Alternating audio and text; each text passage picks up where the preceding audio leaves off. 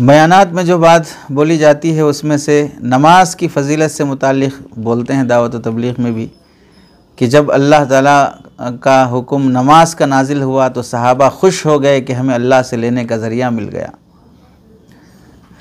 अरे बोलते नहीं बोलते, ये कौन सी किताब में लिखा है?